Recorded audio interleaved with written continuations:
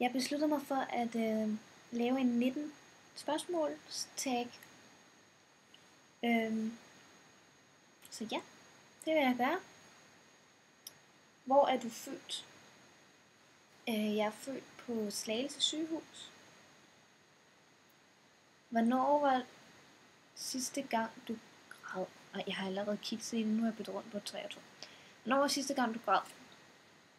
Sidste gang jeg græd. Jeg kan først ikke engang huske det. Det ved jeg faktisk ikke. Pinligt. Var du opkaldt efter nogen? Ja, jeg er opkaldt efter kølerfiguren på en Rolls Royce. Hvis nogen skulle spørge. Har du nogen børn? Nej, det er ikke lige det, jeg gør mig i. Hvis du var en anden person, ville du være venner med dig? Selvfølgelig. Har du nogen kæledyr? Nej. Og det er fordi, jeg er allergisk over for alt.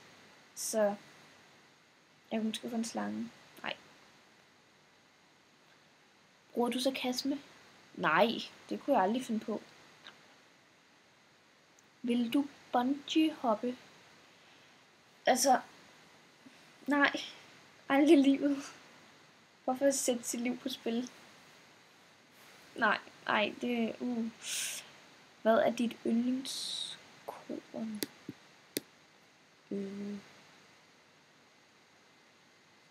Min yndlingsmorgenmad.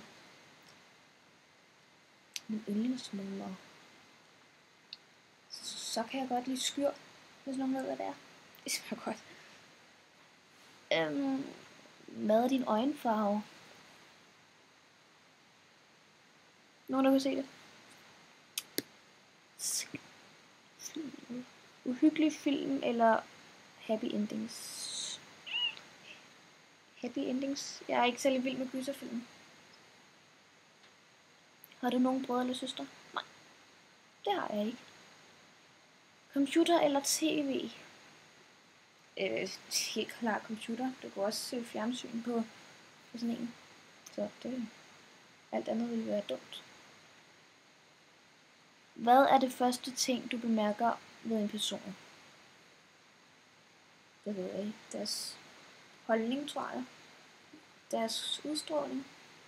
Om de kommer slasket ud hen. Eller om de kommer, wow. Det tror jeg. Favorit lugt?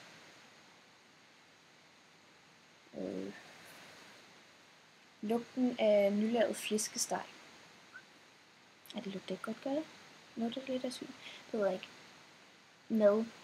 Mad generelt. Længst du har været væk fra hjemmet? Det må være Egypten, som har været længst væk. Har du nogle særlige talenter?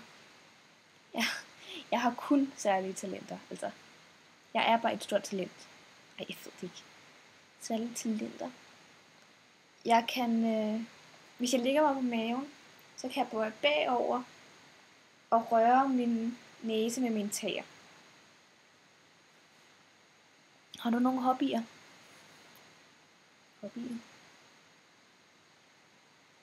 Altså sådan noget som sidde og strikke eller lave.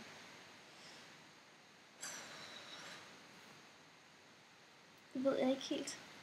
Om jeg har nogle hobbyer. Det tror jeg ikke. Ikke sådan nogle specielle. Skal jeg tage billeder, hvis det gælder?